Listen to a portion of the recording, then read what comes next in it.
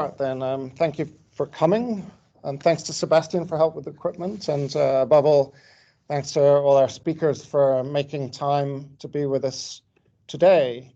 We'll be starting the meeting proper in a few minutes. There are two parts to the meeting with 5 speakers in all, and there'll be time afterwards for Q&A. Now, while people are still trickling in to the room and to the Zoom, I'll just begin with some background to explain what kind of event this is. First of all, it's sponsored by Brunel UCU. Back in the autumn, we passed resolutions condemning Israel's genocide and protesting the attacks on academic freedom that are aimed against the Solidarity with Palestine movement. As to the actual organizers of this meeting, we're staff and students at Brunel who formed a Palestine solidarity group at the end of last year. Now, any such meeting on Gaza is about learning and organizing, but of course it's also about grieving the 25,000 people dead or so. There are people each with a name. We'll be hearing about some of them later. The vast majority of them are civilians. You know, I would guess that the ratio of civilian deaths in Gaza is higher than in any attack since Nagasaki. I haven't checked that, but it's a phenomenal proportion. And beyond the dead, there are the wounded, and don't forget the orphans either. And some studies, incidentally, have shown, I think, that most Hamas fighters are orphans, their parents killed by Israel. Beyond all that, we're seeing increasingly the famine and the malnutrition and the disease that Israel is deliberately unleashing by destroying sanitation systems, destroying hospitals, blocking aid. And then there's the cultural genocide too, the bombing of universities and libraries, the murdering of journalists and academics and so on. All of this is targeted, it's deliberate, it's terrorism on an industrial scale. Now, when organizing an event like this, you come under a bit of pressure to frame it as a sort of both sides thing. Now, we're not doing that in this meeting. It's not a conflict with two sides. This is not a boxing ring with two contestants and with some umpire being played by Britain and the United States. Or if it is, then the umpire before the match began helped one contestant tie the other one down and break their legs to enable 80 years of violence and humiliation. In fact, even that image is misleading. There was no ring and there were no boxers until Britain created them. All of the violence we're now seeing goes back to decisions made just 15 miles from here. The so-called Arab-Jewish conflict was created here in London. You see, about 100 years ago, when several big empires fell apart, the white regions were allowed to form nation states, but the brown ones, those outside Europe, were not. Britain and France invaded and colonized them with approval from the League of Nations, which was a tool of those aggressor states. Palestine and Syria and Iraq were the very last countries in the world to be colonized by the Western powers, but where Syria and Iraq were promised independence at some vague future date, Palestine was not. And it was at that moment that Britain laid down the tracks toward a possible genocide, which we're seeing now. For that was the moment of denial of Palestinian sovereignty. Why did Britain refuse to promise Palestine even some vague future sovereignty? Well, back then, its politicians, people like Arthur Balfour and Mark Sykes, who both went to school just 7 miles down the road from here, by the way, they were Christian Zionist anti-Semites who were using the Jewish people, who they despised, as a battering ram for British imperial and oil agendas in the Middle East. That's why from 1917 onward, Britain was at war against the Palestinian people and for the Zionists. Back then, the Jews in Palestine and the wider Middle East were not Zionists. This was a colonial project entirely made in Europe. It was driven by Britain, which set out to fragment and crush Palestinian resistance, including use of torture and outrageously repressive laws, which the Israelis later made their own. Our historian colleague here in Social and Political Sciences at Brunel, Matthew Hughes, has published some fascinating work on this period, by the way. It's no coincidence then that 1948 saw the establishment of Israel and apartheid in South Africa in the same year. In both those places, British colonialism helped white settlers crush indigenous resistance. In both those places, the European settlers set up an apartheid system. Now, I'm grey-haired enough to recall the anti-apartheid movement in back in the 1980s. Back then, as now, the British state was institutionally racist, and the Tories sided explicitly with the apartheid regime. Margaret Thatcher famously called Nelson Mandela's ANC a terrorist organization. This is worth remembering when we hear the reports of pro-Palestine students being arrested under the Terrorism Act in Britain. There was just another case only yesterday here in London. It is also worth recalling that the vast bulk of people living in Gaza are refugees from the 1940s, when the Zionist terrorists drove them out of their homes and villages. When refugees were streaming out of Ukraine a couple of years ago, Brunel University and many other universities issued loud and compassionate statements condemning the violence that they were fleeing. But there has been nothing similar on the genocide in Gaza. The message seems to be that only white lives matter. We need to push to get that changed. So let me turn now to our speakers. The first group of speakers will be telling us of life in Gaza and its fragility. We'll start with Mohammad Elkhatib. Mohammad is a master's student here at Brunel, and he'll be beginning our reports from Gaza. So thank you so much for joining us today, Mohammad. And thank you so much.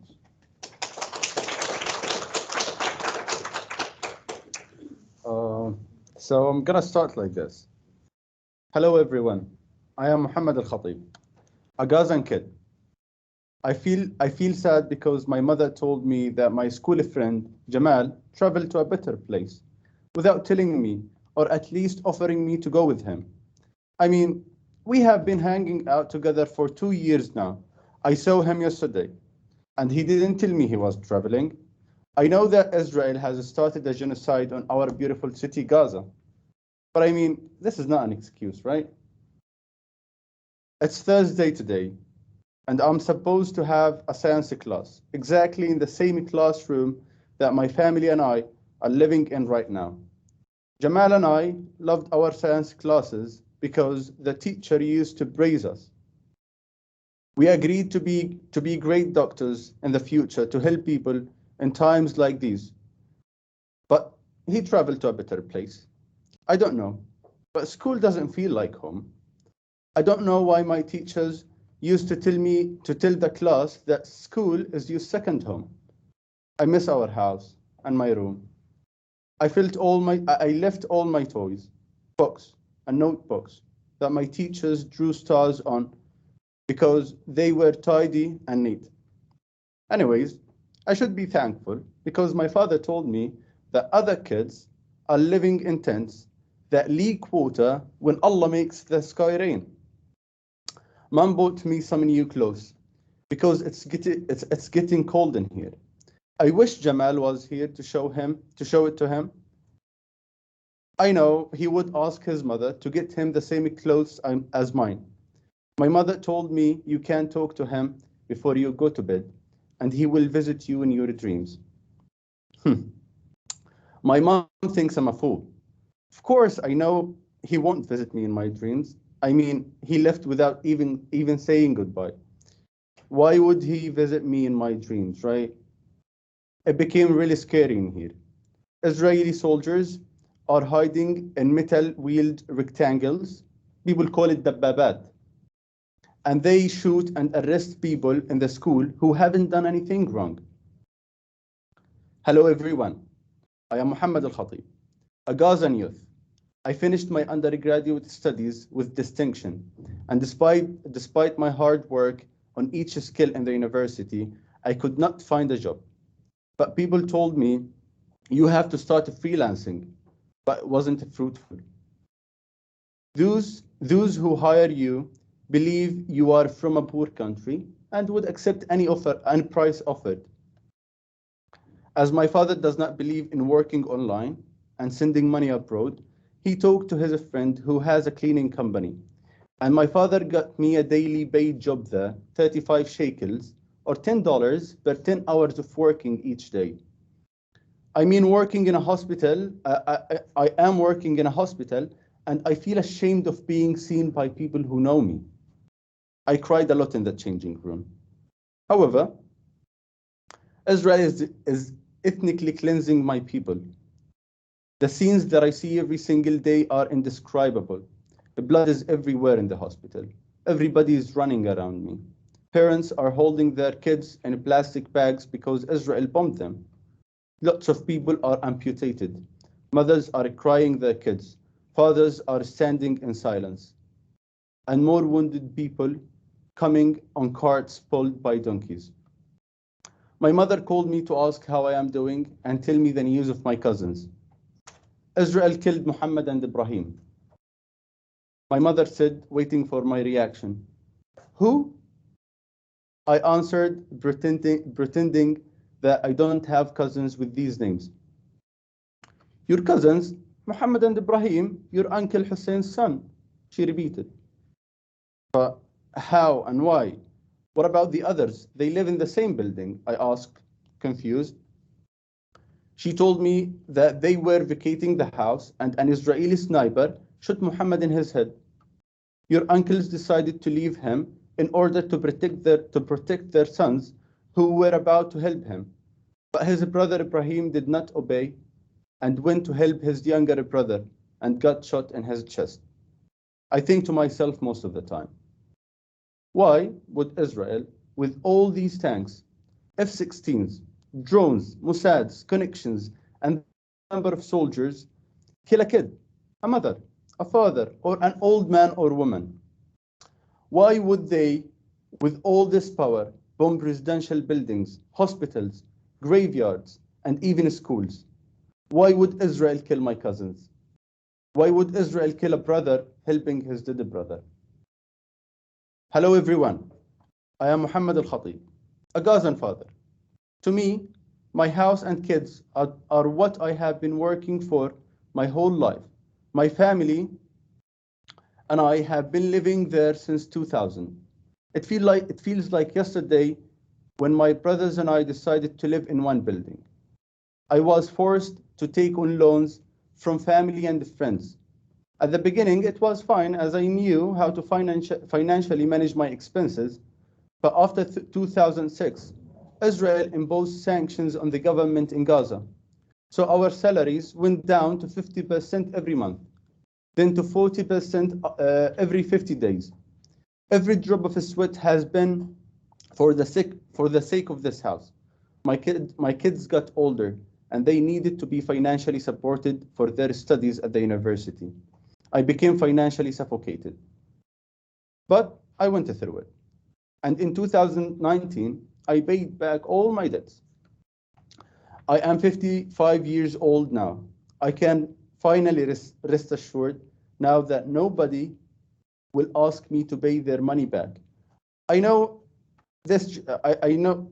I know it's hard for my kids to find jobs, but at least we have a ceiling above our heads. My kids' generation is living their worst moments. If I get paid 40% of my salary every 50 days, how would they find a job? How would they even think of having their own houses one day? I don't know how to apologize for my kids on behalf of life.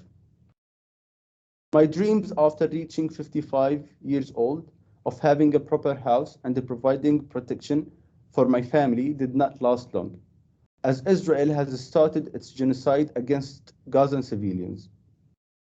It all started when they decided to throw leaflets from their F-16s warning us that our area is not safe anymore. Ironically, my house was marked on the line between the areas of 45 and 46. Are we with those or those? We vacated the house anyway, bidding a good farewell to all the hard work I have put in this ugly, beautiful house. The ugly house as I have not got enough money to decorate it. And the beautiful house as the good and bad and the happy and sad memories have been made in this house. We took everything that my small car could take. The olive oil, the za'atar, the certificates, the money, and yeah, we were about to forget another bottle of za'atar, of oil. We took it for sure. What else would a person leaving his house take as well? Can I take the bricks, the floor tiles, the books, the beds, the TV, or the fridge. I mean, I worked hard to pay for them all. When our area became not dangerous anymore, I went to check the house. But even though a quadcopter was randomly shooting at any moving object there, but I saw it. I saw it. It was rebels. I told you I should have taken the bricks with me. It burdens my shoulders whenever I remember that I had a house once. But what ones to say? Alhamdulillah, my kids are safe. Others lost their kids and houses as well. Hello everyone, I am Mohammad Elkhatib, a Gazan mother. Israel bombed our house. The food we have is so scarce. Hunger and fright are my kids' main feelings for almost 4 months now. We don't have clean water if found. My husband is silent most of the time. His head is whiter than before. He thinks of us all the time. He can't stand seeing us with little food and water. He thinks about the kids all the time. He wanted to secure them a good life in the future. Israel killed my son, Ali. I sent him to get us some loaves of bread, because that day, the very day that Israel killed him, we were starving to death, and his younger brothers were crying all the time. My son Ali never said no to me. Never did he burden me with anything. He used to help me clean the house, prepare food and serve it on the table, take the rubbish out, and go shopping for me. Ali is my first son. My husband and I always dreamed of starting a family. After dozens of doctor visits and years of hoping, we were finally blessed with our first son, Ali. Since he was 1 day old, I wanted to see him in a suit on his wedding day and to live a happy life with the girl I choose for him. I wanted to see him having kids and naming the first girl after me. But this is all fantasy now. So I decided to tell stories instead of counting numbers and figures, because I want to implement my professor's, Dr. Rifat Al-Arair, message to the world of telling stories. Dr. Rifat believes that people are not numbers. They have lives, they have stories, and they have dreams as well. His poem goes like this: if I must die, if I must die, you must live, to tell my story, to sell my things, to buy a piece of cloth and some strings, make it white with a long tail, so that a child somewhere in Gaza, while looking heaven in the eye, awaiting his dad who left in a blaze and bid no farewell, not even to his flesh, not even to himself, sees the kite, my kite you made, flying up above, and thinks for a moment an angel is there, bringing back love. If I must die, let it bring hope, let it be a tale. Thank you.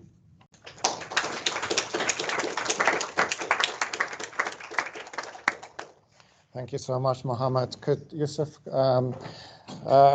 so our next speaker will be Yousef Alhelou. Is that how I pronounce your surname? With a sweet. Yes. Alhelou. Yousef was a master's student in our department, taking a political economy and other courses 6 or 7 years ago, and is a journalist. So over to you, Yousef. Yeah, thank you. Thank you very much. It's my pleasure to be talking to you again. Thank you for the invitation, Gareth. I would like to start by thanking you, and of course by saying that we Palestinians, we didn't ask to be Palestinians, we just got lucky. And we are also the chosen people. If everything is made in China, resilience is made in Palestine. Coexistence and harmony between all religions, as well as equal rights and respect, are components and pillars to a sustainable peace. You wouldn't find an occupying power in history like Israel that presented itself as a victim. We Palestinians, we are the victims of the past 75 years of military occupation. I am the son of Gaza. I was born there. and have been working as a journalist for the past 17 years. I was the last journalist and filmmaker to document the beauty of Gaza last summer. I was present in Gaza just only 1 month before this genocide. So I was lucky to see the beauty of Gaza, the historical sites, the touristic places, and I'm working on my documentary film, and you're gonna see it very soon, inshallah. So everything is being destroyed now, and let's assert that history did not start on October the 7th. On October the 6th, Palestinians have been suffering miserably for the past 75 years, under siege for the past 17 years. I managed to visit all of its historical and touristic attractions and told the untold stories. I filmed over 10 hours of footage. Palestinian children never given a chance to grow older. I grew in Gaza, a bigger prison. I know Gaza street by street, city by city, town by town. And being in Gaza, this gives you the feeling and impression that you live in a very big prison. And luckily, we have 45 kilometers coastline on the Mediterranean Sea, which is the only recreational site for people, for the people in the summer. Racism and discrimination are obvious signs of Israel's occupation.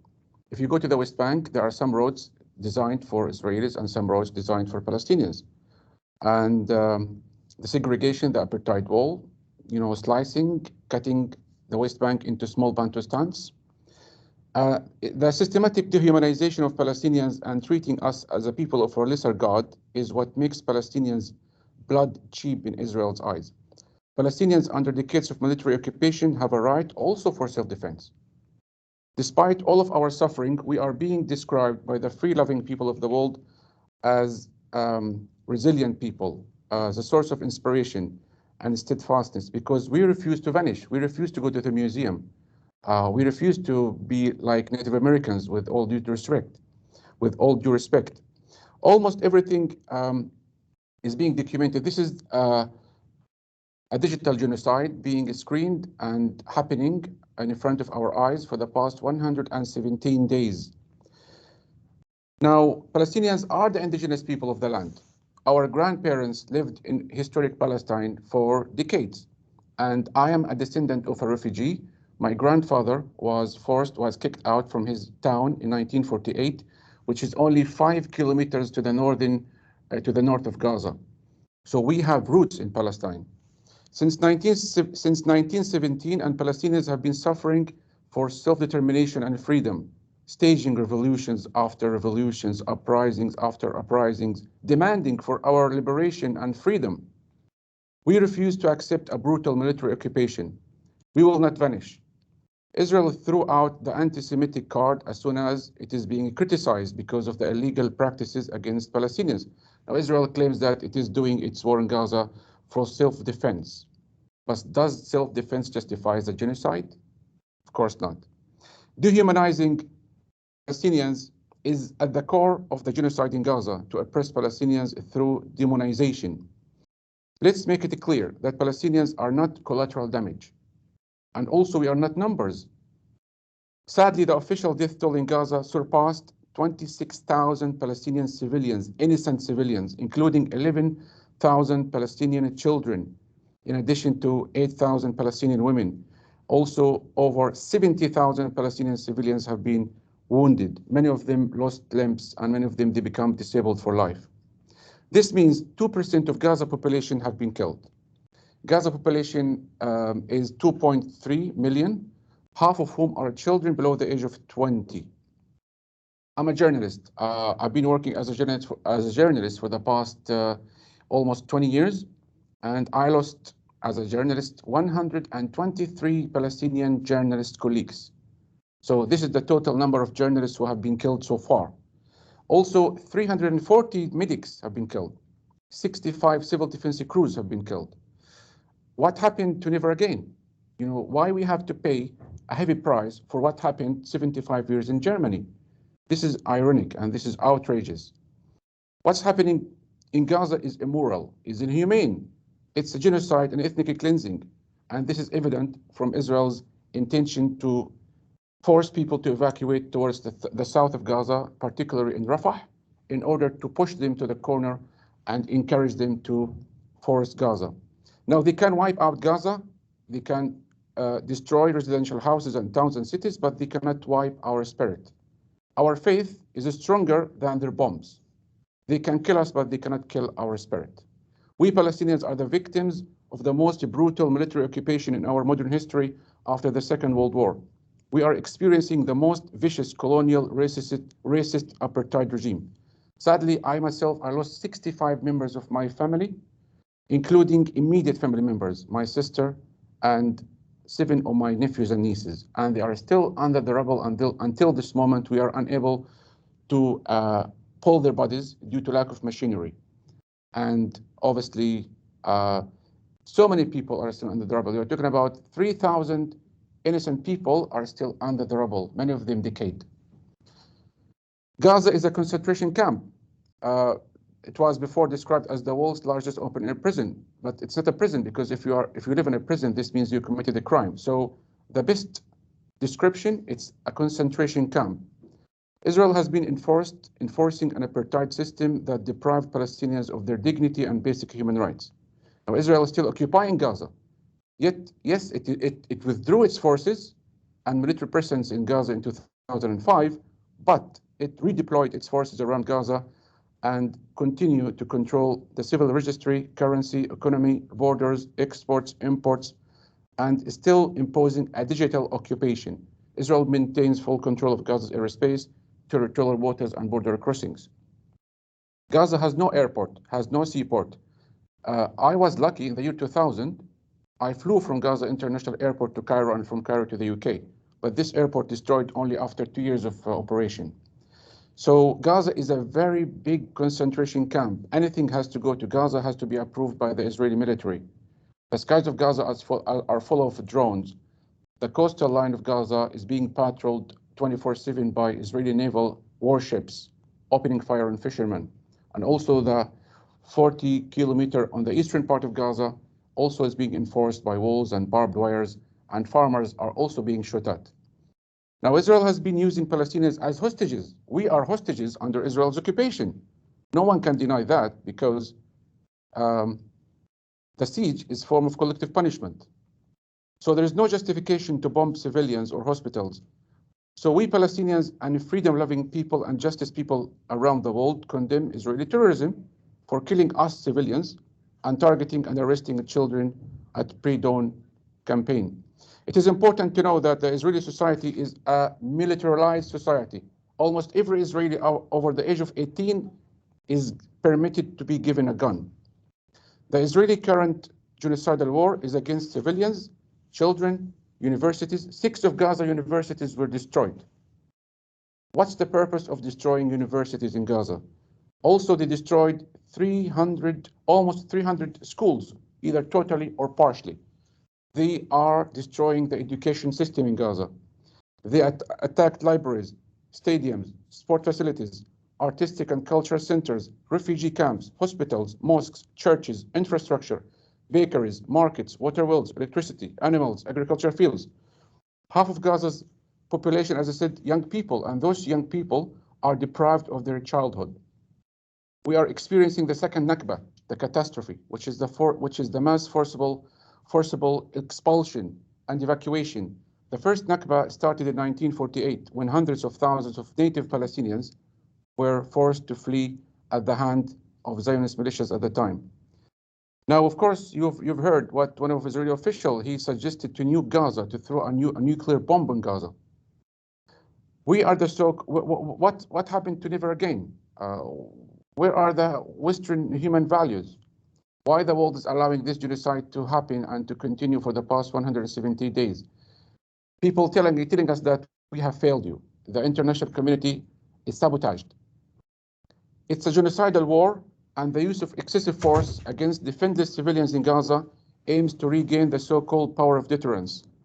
And that means killing civilians in Gaza to impose a pressure on the so-called resistance groups in Gaza in order to make concessions.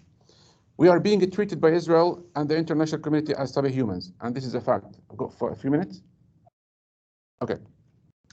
So Israel knows exactly how many collateral damage it wants to kill in advance because it has the latest technology, and it knows the expected number of Palestinians' deaths in every strike and tank shelling. As we speak, Israel is also killing Palestinians in the West Bank. It killed 300 so far. We will not forget the children who never got a chance to grow older. Nelson Mandela, South Africa's first black president, was in prison for 30 years. He was on the terrorist blacklist of the US until 2008. He was hailed by the world as a hero after the collapse of apartheid system in South Africa. So one person's terrorist is another man's freedom fighter. Free Palestine from the river to the sea means give Palestinians equal rights to be free military occupation between the Jordan River and the Mediterranean Sea. I'm going to end. And remember, if you are neutral in situations of injustice, then you choose the side of the oppressor. Thank you for choosing the side of justice and the side of the positive and the right side of history. And I think you are turning the tide. Hopefully, Palestine will gain its independence and become a free nation. Thank you very much.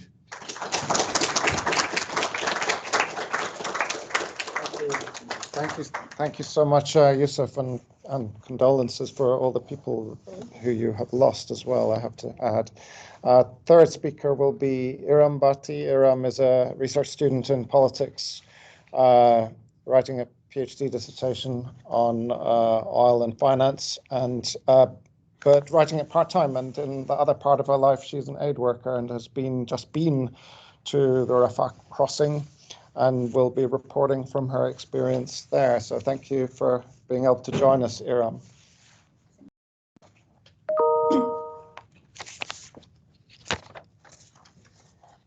Hello, everyone. As Dr. Dales mentioned, my name is Iram. I'm also the Deputy CEO at a medical aid charity based here in London.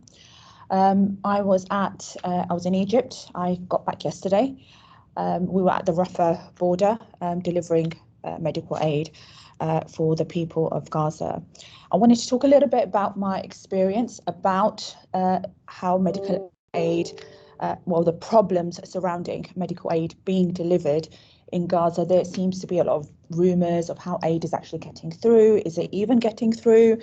What amount is getting through? So I just wanted to give talk a little bit about my experience about the medical side to it. So my own personal experience was the corruption in hindering of the aid that was being delivered via the Rafah border crossing. So what I mean by that is, so I was there with a small team from our medical charity. We would pack the boxes in a warehouse in Cairo because it was deemed very unsafe to go close to Rafah. We would then load that aid onto trucks. Those trucks would then be going to the Rafah border, and we would accompany those trucks. When we got there, there was a massive queue. I'm talking tens and tens of trucks waiting to go through the border. I'll tell you a little bit about why there is such a big queue as well. So when our trucks went through, it took about a week before they were at the back of the queue until they got to the front of the crossing. And that was us being very lucky. Normally it's a 2 to 3 week wait for the trucks. So after a week, we were at the front, and we being not myself personally, but the trucks and the lorry drivers. Some of our boxes were rejected, and I'll tell you how ridiculous the reasons for why they were rejected. So the first example is because some of us had drawn hearts on the boxes. Because of that, the Israeli authorities had rejected the aid going through. Some of us had written messages of hope. Something I wrote myself was love and prayers from the UK. Other boxes had we support you, the world supports you. Because of those messages, Israeli authorities had rejected our boxes from getting through to the border. And this wasn't something that they hid. They quite openly said it to our lorry drivers. And if a box is rejected, it means the whole truck is rejected. And that means that the week that it took for us to get to the front now means that we have to unload those boxes and the truck goes right to the back of the queue again. So another week, 2 weeks or 3 weeks before aid is able to get through again. The other thing we noticed was corruption on part of the Israeli authorities. So what I mean by that is when they had rejected the boxes, the truck drivers had challenged them and said, well, it's only a heart. Surely you can put that through. Okay, we'll put it through, but you give us $10,000 US. And that was happening not just with our charity, with all the other charities that we had spoken to while we were there in Cairo, packing the boxes, as well as what was happening at the Rafah border. So that insinuates that they're happy for the boxes to go through. It's just they want the bribes. So they want those, sometimes it was $10,000, sometimes it was $5,000. Like I mentioned before, the trucks, sometimes they would let one truck go through, sometimes they would let 10 trucks go through, and that was purely dependent on how they were feeling that particular day. There was no, oh, there's a quota to fill, or, you know, this is how many we need to allow to go through. It's literally how they were feeling that day. So if they were feeling particularly generous, you could have had more than 5 trucks full of aid going through. If they wanted to be particularly difficult, it would be maybe 1 or 2. The other thing that I really wanted to mention was, although I think you had mentioned that they're trying to push the people towards southern Gaza and then eventually out, there were incidents where we had met certain doctors that had been able to leave Gaza. And Israeli soldiers had facilitated that secretly, again, for a payment. So normally, what would happen if a person in Gaza wanted to leave? They would have to pay $20,000 or $30,000 in order to be able to do that. And a US soldier would do it. It would be through a different. It wouldn't be for the Rafah border. It'd be through a separate route elsewhere. And we had come in contact with a couple of the doctors that had been able to do that. And that leads on to something else that I wanted to kind of briefly touch on, was some of the footage that we saw on these doctors' phones. So this is something that I have seen myself. I mean, I'm only going to give you one example because of time, but it is horrific. And they are scenes out of a horror film. It's nothing like I've seen before. I've been in the charity sector for a long time. I've traveled to many war zones and areas of conflict, but I have never seen anything like this. So we got in touch back in Cairo. There was a couple of doctors that had managed to leave on the payment. I think one had paid $10,000, another had paid over $20,000 to escape. We met them in Cairo at the warehouse facility, and one of them had showed us footage that he had recorded of some of the people that he had been treating. So the hospitals, a lot of them were bombed and attacked, not fit for purpose, and you couldn't really use them. But what they were doing, they were using medical clinics or surgeries, doctor surgeries, in order to some sort of like medical space in order to conduct some of these life-saving surgeries. And one of the videos that I saw was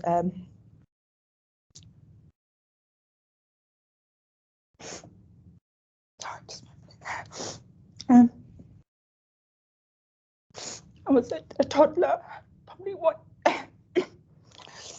about 1 year old. His right arm had been blown off and right leg had been blown off.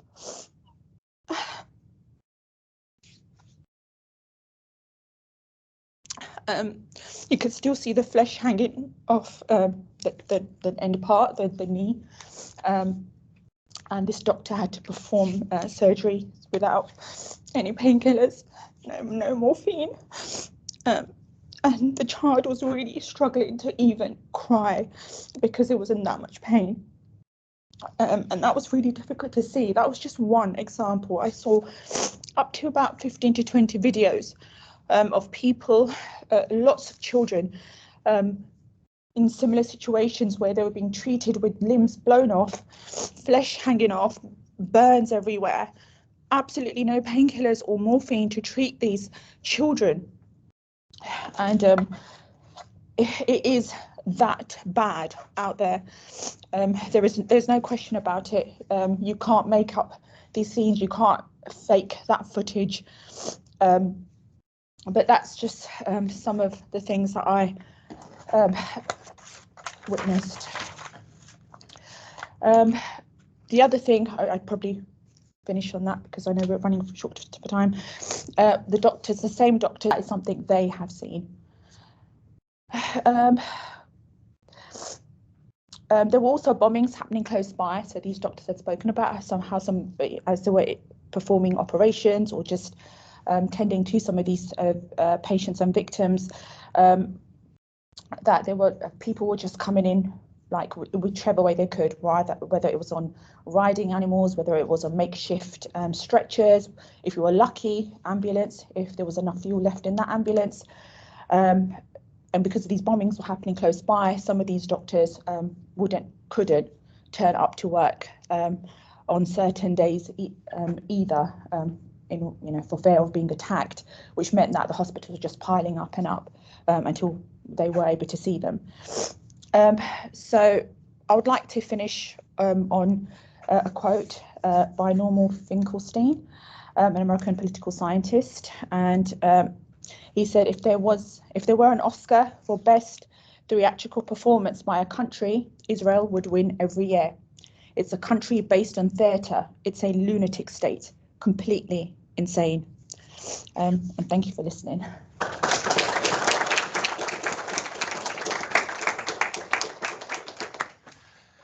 Thank you so much, Iram, and kudos to you for fighting to try and get some little bits of aid through past the Israelis into Gaza, even though they're not allowing nearly enough through. Well, unlike in Israel, where there are fascists in government at the moment, we don't have card-carrying fascists in power in Britain, thankfully. But we do have increasingly authoritarian and repressive environment, which has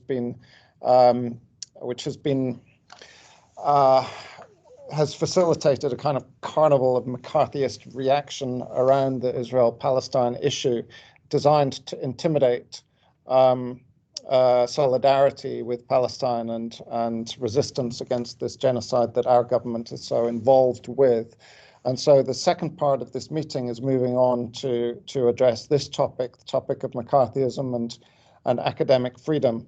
And we're delighted to have, first of all, joining us by Zoom is Neve Gordon. Neve is a professor of human rights law, I think it is, at Queen Mary here in London, and is vice chair of BRISMUS, the British Society of Middle Eastern Studies. So Sebastian is about to advise on how to bring Neve in, but thank you for joining us today, Neve, and over to you. Thank you for having me. Can you hear me? Yep, we can.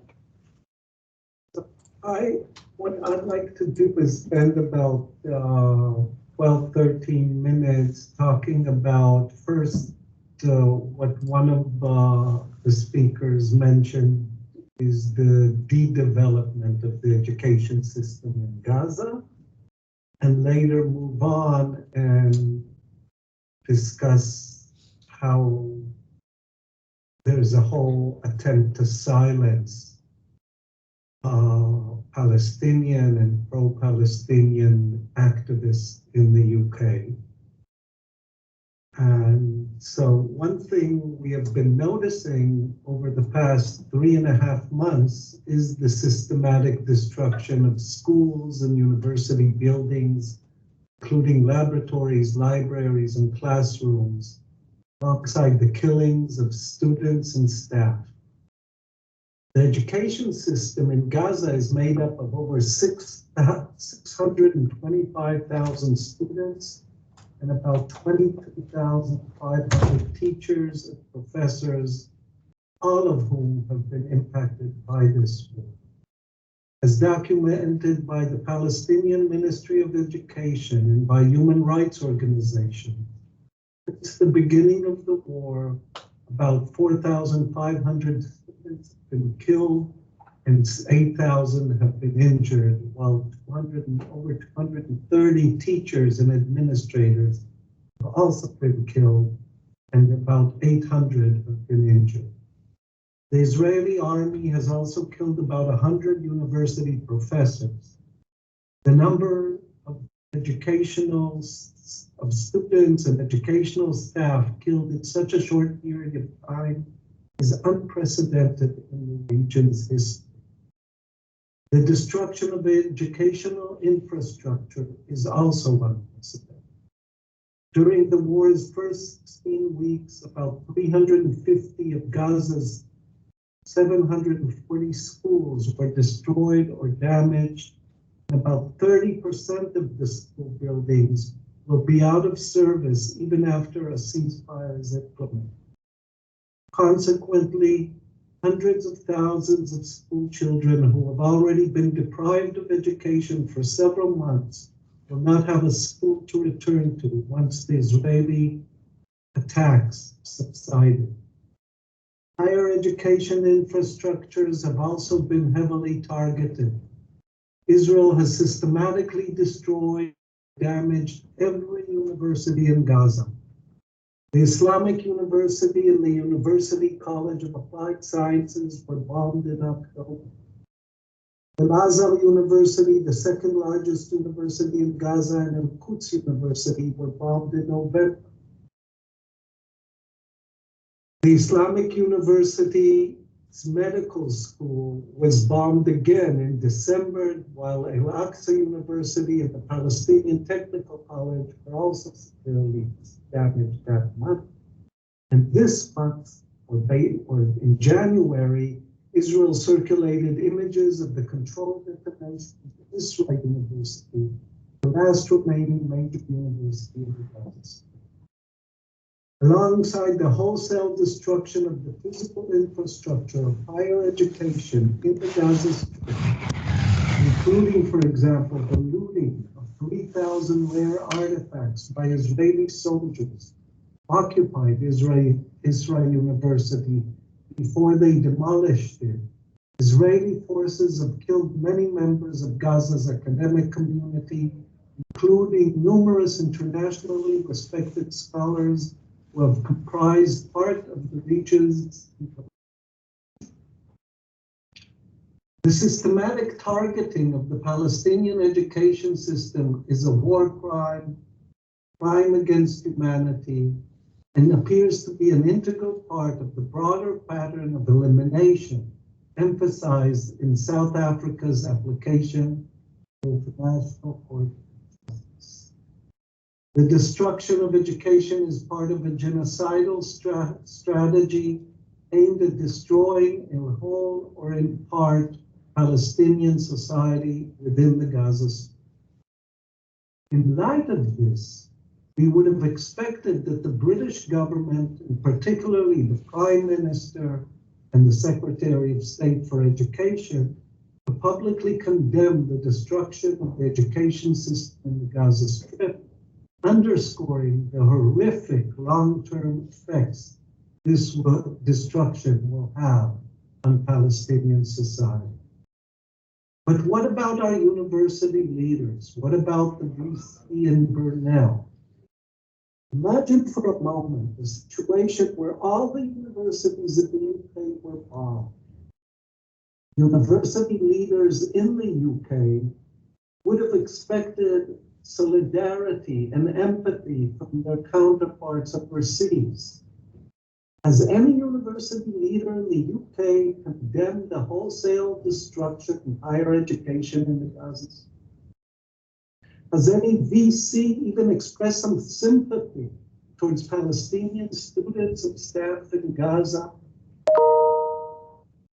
From here, it seems that the majority of university leaders in the UK have not even expressed empathy towards their own Palestinian students, let alone those in Gaza. All of which brings us to the UK and the attacks on academic freedom here. The main challenges of the UK are primarily a result of ongoing efforts by politicians, government bodies, media outlets, corporate bodies, civil society organizations, universities, and individuals to silence lawful speech pertaining to the situation in Israel-Palestine. The different types of complaints involving breaches to academic freedom that have been received by the British Society for Middle Eastern Studies since October 7 suggest that the silencing has multiple layers and operates in numerous ways, but primarily through creating extreme. The efforts to chill speech on Israel-Palestine manifests itself through numerous capillary interactions within higher education institutions. Indeed, many of the censoring acts operate under the radar, and to some might appear innocuous. For example, a head of a department calls in a staff member for a conversation and recommends, for your own safety and for your own good, quote unquote, be careful voicing your views on Palestine. The university's social media and press offices stop sharing news articles that are either written or cite staff members who voice opinions that are considered controversial, such as support for the right of Palestinians.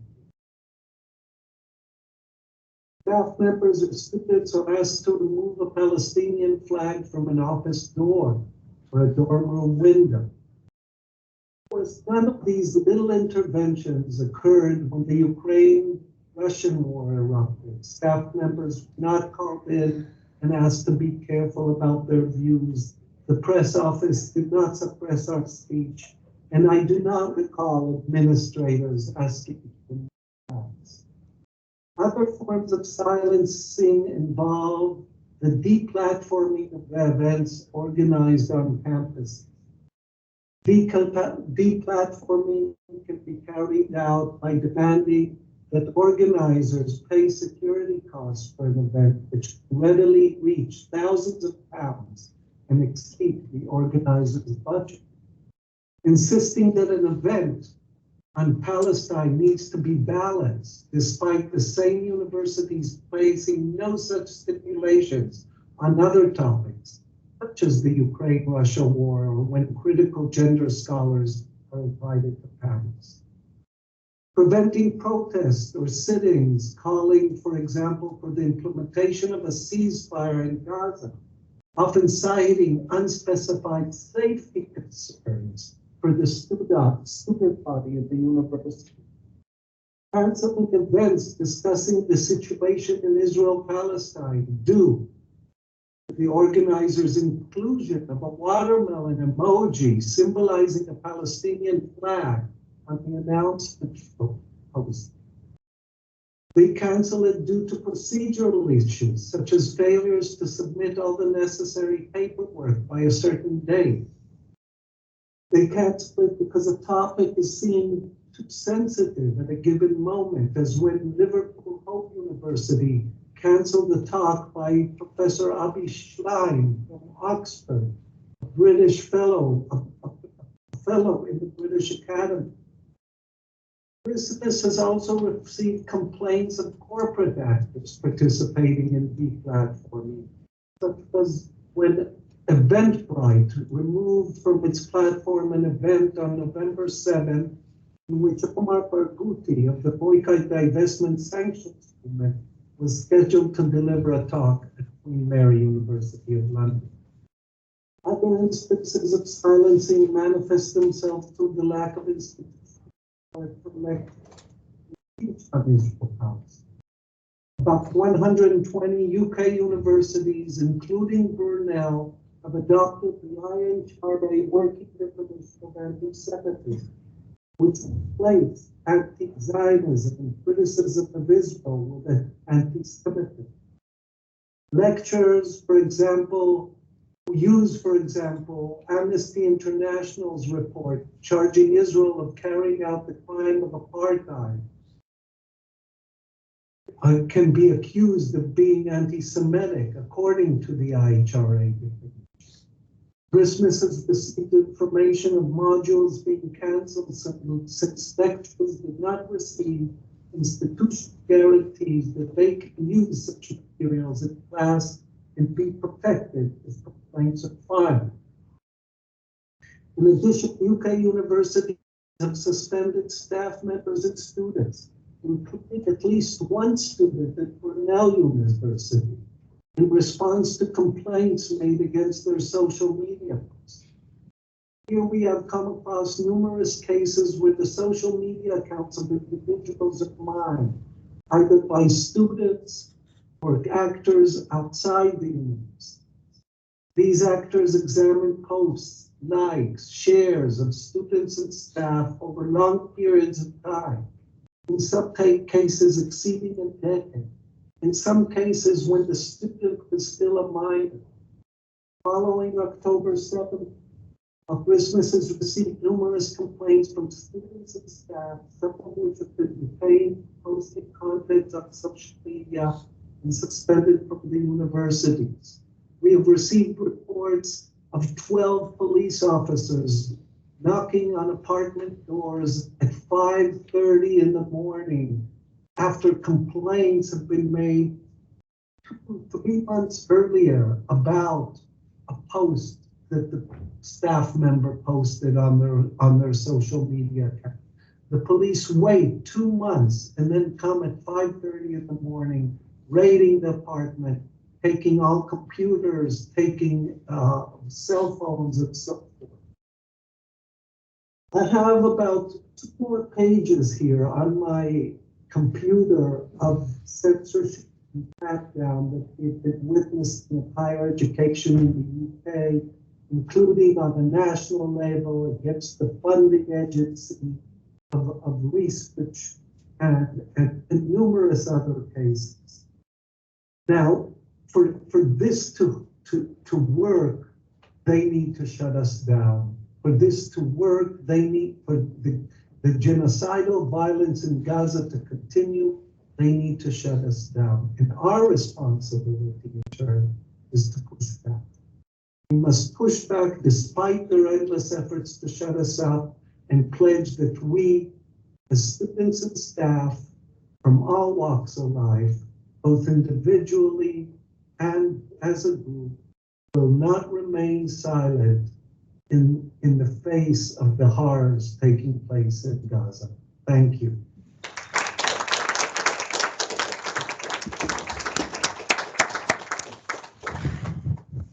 Thank you so much, Neve. And Neve, you'll be staying for the Q&A later, so if anyone has questions to ask, in fact, any of our speakers, there'll be time for that. So the authoritarianism, both at the university level and in the British state that we've been seeing in response to in recent months that Neve was talking about, sort of taps into a much longer tradition of authoritarianism, which has particularly taken a Islamophobic turn this century.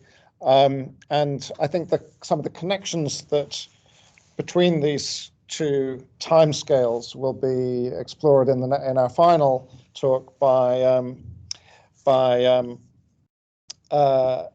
Layla. I pronounce your sorry. Layla Aitlhadj, who has kindly agreed to come and join us today and will be our final speaker. After Layla, there'll be time for questions. Hi, thank you everyone for having me here today. I'm going to go through, let me just get my slides up. I'm going to go through one of the many ways in which academic freedoms and free speech and just talking in generally about what's been happening in Palestine has been attacked, and that is using the prevent duty. So I'm the director and caseworker of an organisation called Prevent Watch, and we support people who have been impacted by Prevent, and that doesn't necessarily just mean that people have been referred to Prevent, but it could be any experience. Maybe they've been threatened with Prevent, which we've seen a lot of in the last few months, just this idea and threat of Prevent. We're a unique organisation. We only deal with Prevent, and we have the largest resource of cases in our bank of almost 700 now, individual cases, and that's without family members who are then also impacted by a particular Prevent referral. This is something that we support people through. It can be a very, very long journey, and a lot of that journey can be quite traumatizing, and a lot of it is based on fear. And so today I'm just going to quickly run through what Prevent is, and then the impact of Prevent, particularly in the academic space, and hopefully run through some points in terms of how we can challenge it. So just quickly, what Prevent is Prevent is one arm of the UK's counterterrorism strategy, and it's very unique in terms of how it compares to the other arms of the counterterrorism strategy, such as Prepare, Protect and Pursue, in that Prevent is purely pre-criminal. Now, when people think prevent and pre-criminal, they usually think, okay, right, before an act occurs. Okay, brilliant. Obviously, everyone wants to stop a terror attack before it occurs. Let's prevent it. And the objective of Prevent is supposed to be to stop people from being drawn into terrorism, and to stop people who are vulnerable to being drawn into terrorism. Now, this does not mean that a person is planning, preparing, or has any intention, in fact, of committing any act, let alone an act of terrorism. In fact, when Prevent officers visit a person who has been referred to Prevent, and Prevent officers, by the way, are counterterrorism officers, when they visit the person, they admit that this person is under no suspicion. And yet we have millions of public sector workers, doctors, teachers, as well as many private sector workers who have been trained on Prevent in order to spot the signs of radicalization, and then based off of those signs of radicalization, report it to Prevent so that a counterterrorism officer can then vet that referral to see whether or not it is a legitimate referral. And how they make this decision is based off of signs. These are the same signs that teachers use and the same signs that the Prevent officers use. And this is the basis. There's 22 risks or signs that you might be vulnerable to radicalization. And it's quite a brilliant slide because it just captures everything that is wrong with Prevent. If you look at those examples, I mean, you know, to have a need for excitement, comradeship and adventure, okay, to go through a transitional period, to, you know, over-identify with the group or cause, because, you know, you can identify but don't over-identify. I mean, these are really vague things. Now, you distribute that to everyone in the UK from an optician who literally like referred a 9-year-old whilst he was, you know, doing his eye exam. Sorry, he didn't refer him. He wanted to refer him, and he was questioning him along the lines of the Prevent duty to see whether or not he fit this criteria. You roll that out, it causes a huge impact. Okay, it causes impact in terms of the referrals, and there are many referrals that are made every year, and I'll go into that. But it also causes impact just knowing that there is something out there that can have you reported. And it's quite serious because it sits under the counterterrorism strategy and it's related to terrorism. So what is that impact? In terms of numbers, we see approximately 6,000 to 7,000 people referred every single year to Prevent. Now, these are what is documented by the Home Office, and we believe that is a very conservative number, and we believe that because the national coordinator of Prevent at the time, I believe it was 2019 or 2020, when we reported on a 4-year-old who had been referred to Prevent for talking about the online game Fortnite. He had an officer turn up at his doorstep, at his parents' doorstep, at the house, family home at 10:30 in the night, because this 4-year-old had been talking about guns and bombs, which was in relation to the online game, and he made it perfectly clear. But that nursery worker referred it to Prevent. We'd seen all the documentation, and the national coordinator of Prevent at the time said, you know, I've checked the database, this doesn't exist on our database. Great, because it reinforces exactly what we thought, which is that the national statistics that are published every single year by the Home Office in terms of Prevent referral are an underestimation of the genuine Prevent referrals that are made. So at some point in the process, that number ends up being skewed to 6,000 to 7,000, but we believe there are so many thousand more. Now, since 2015, since Prevent has been put on a statutory footing and since Prevent numbers, the statistics have been published, Prevent was around from 2003, by the way, but only until 2015 was it put on a statutory footing, and only since then have we had statistics. We know that more than 50,000 people have been referred to Prevent. Okay, a third of those referrals come from the education sector, and actually last year's statistics showed that 6 children under the age of 14 are referred for every school day in England, okay? Which means we have a massive problem. All these kids are like future terrorists, okay? We should be terrified. And under 20s make up 2/3 of Prevent referrals across all sectors. So whether that's coming from education or healthcare, whether you're sitting with your doctor or not. Now, that's the number impact. The societal impact has been documented, very well documented. We know that Prevent profiles and discriminates. We know that it alienates. We know that it has an impact on trust, knowing that, you know, you could go to your psychologist and have genuine stressful issues, but guess what? Mental health is on that list of 22 factors as well. So just genuine support that you might require could end up having you referred to Prevent. We know that it creates a surveillance state, but we also know it has a chilling effect, and the chilling effect is what I want to concentrate on today. Now, Prevent silencing free speech, again, has been very well documented. The last report was by Amnesty International in November 2023, which was one of many reports, including People's Review of Prevent that we coordinated, Islam on Campus, which showed that, you know, Muslims were worried, as well as people who were not Muslim had a view of Muslims as like being potential extremists. And even as early as 2010, the impact of, and 2010 is before Prevent was put on a statutory footing, there were concerns about the impact of counterterrorism legislation on the Muslim community in particular, because they are more disproportionately impacted by Prevent. Now, every year, the Office for Students publishes specifically university type Prevent referrals. And the main reason I wanted to show you these numbers wasn't really to look at like Islam and right wing, and I just wanted to show these numbers from 165 all the way on the far right to 55. Okay, so 165 is a number of Prevent referrals where internally a discussion has been had. So I might be a lecturer or a chaplain at the uni, and I'm like, something doesn't seem quite right. And I'm going to go and have a conversation now with one of my colleagues or the safeguarding lead in order to explore whether or not we want to refer this to Prevent. And it's been stopped at that point. So 165 people across universities as of last year were discussed under Prevent with that lens. Now, those who were formally referred were 55. Yeah, so only 55 were referred, and you might think, well, that's pretty good because there's like a filtering system and not everyone is formally referred. But I think the problem lies in the fact that 165 people at university last year were looked at with that lens in the first place. You know, that there was that, you know, you might actually be a future terrorist, which is essentially what they're saying in their mind when they have that discussion. This table is also from the Office for Students, and it shows how many, and this was touched upon by Neve, how many events and speakers were cancelled, okay? Now, it shows those that were related to Prevent, it shows those that were related to safety issues or procedural issues, but we know that there is overlap, and we know that counterterrorism officers or Prevent officers have a role in many of these event shutdowns or speaker like rejections, even though it's not officially logged as Prevent.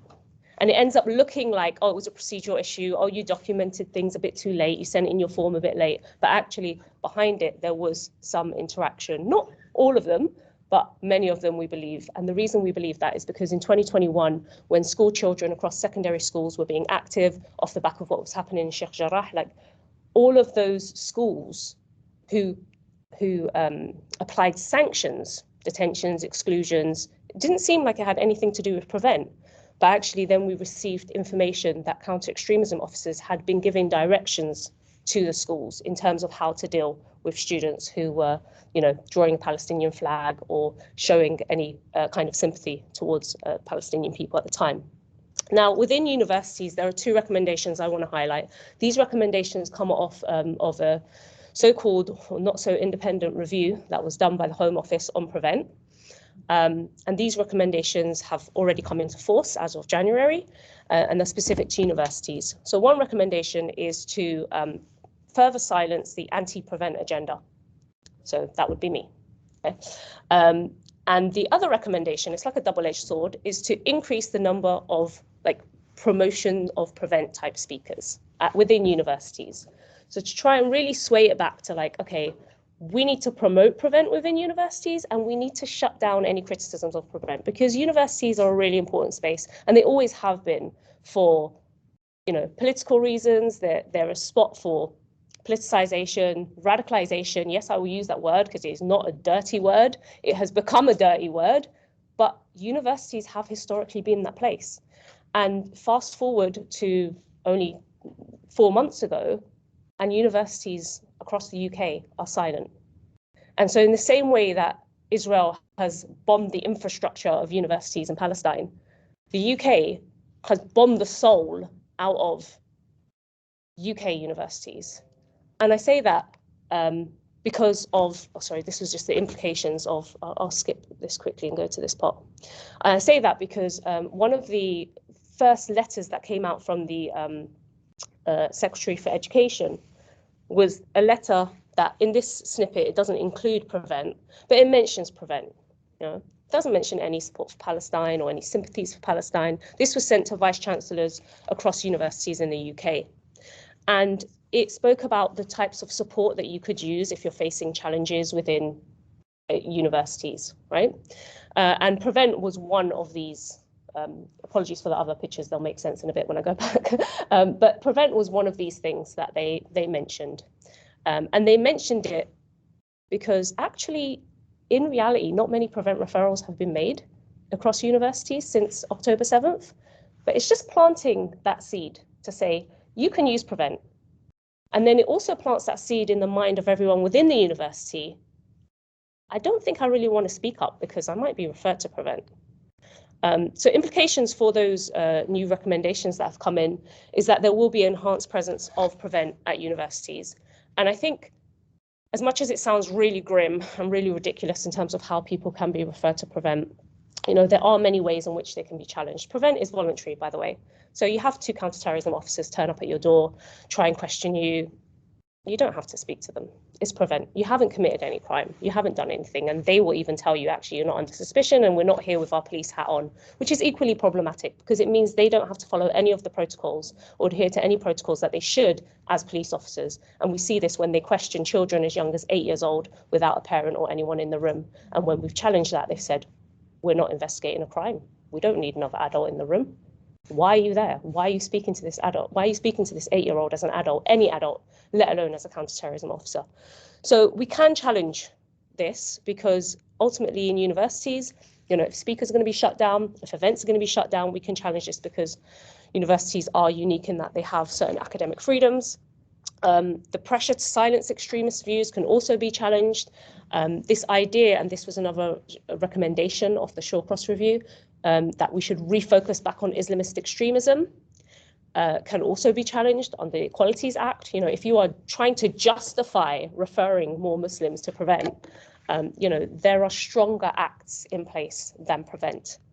And also another recommendation was that prevent will be applied more to immigration and the border force, which doesn't sound like it directly impacts universities, but given the number of foreign students and how aggressive the visa system is already, it may. But we genuinely believe that there could be potential for that to actually breach international law, especially with refugees and asylum seekers, which again, we're up for that challenge. Like if it comes, great, let's deal with it, let's challenge it. So the reason why I had these funny seeds and plants was in relation to the fact that, you know, the idea of prevent was planted, and it wasn't just planted by the Secretary of Education, it was planted by police. We had boroughs in London who were sending out letters to schools, secondary schools, saying, oh, you know, this is how you can deal with children if they're, you know, coming into school when they're trying to show solidarity with Palestine. And they were mentioning prevent. And they were mentioning prevent in the same breath that they were mentioning Hamas being a proscribed terrorist organization, which is problematic because if someone is glorifying Hamas and the UK has decided they are a terrorist organization, then that person has committed an offence. They're not to be dealt with under prevent. And so there's this conflation of like, Hamas is a proscribed terrorist organization. Oh, and by the way, remember your prevent duty. Well, firstly, if you referred that person to prevent, You wouldn't even be fulfilling your prevent duty properly in a way, because that's not pre-crime. It would be classified as a crime. But it's simply just planting all these things like hate crime, anti-Semitism, prevent. Here are all the tools that you can use to shut down and silence this debate, to shut down any support for Palestine. And this seed is really important, because I think, I'm about to wrap up now, this seed is very important because it's a seed that is planted. Like I said, it's a seed that we carry as well. And we help to perpetuate that fear by not speaking up. If you think about what the definition of extremism is, and the fact that extremism has been defined by government in exactly whichever way they want to define it, right?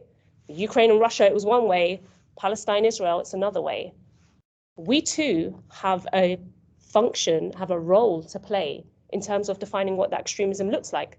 Because if this is the conversation, and the mainstream conversation is here, and these are the fringes which are extreme, and we decide we're going to silence ourselves and just say what is acceptable and remain within the status quo, then we're throwing everyone else under the bus who wants to say and is going to say exactly what we want to say, but we're too afraid to say.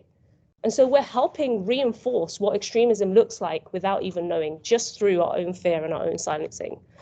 And I just wanted to end on this. It's not a quote from anyone famous, but this is a quote from many of the clients that I've dealt with. And the last time that somebody said this to me was on Tuesday evening, where my mum called me. Her 13-year-old boy had been referred to prevent. And I don't know if she was physically crying, but her voice was breaking on the phone as she said this. And she said, I know it's voluntary. I know I'm not in the worst position. I know people are going through worse than me, but it's the not knowing. It's the not knowing. I don't know. And prevent is deliberately opaque, right? And we know this.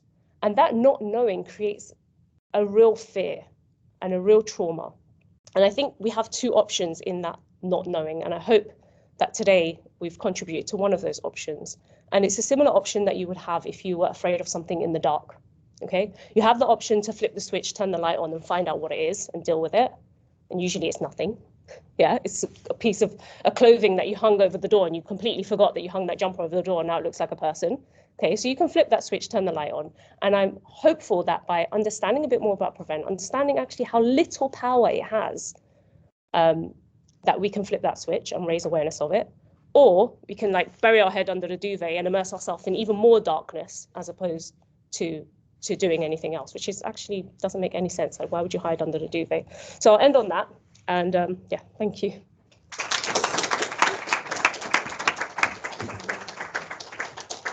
Thanks so much, Layla. So we've covered an awful lot of ground from Gaza through prevent and questions of anti-Semitism and the current McCarthyism. So the floor is now open for questions and contributions on any of these topics. And the questions, if you have them, can be specific to a particular speaker as well, if you like. Questions can be taken from participants online on the Zoom, and of course from yourselves here. Would anyone like to begin? If you would like to raise, yes, Aliyah, would you like to come to the front and speak into the microphone? I wanted to. Hang on, I'm just going to switch off the recording here. So yeah, so we stop recording. There we go.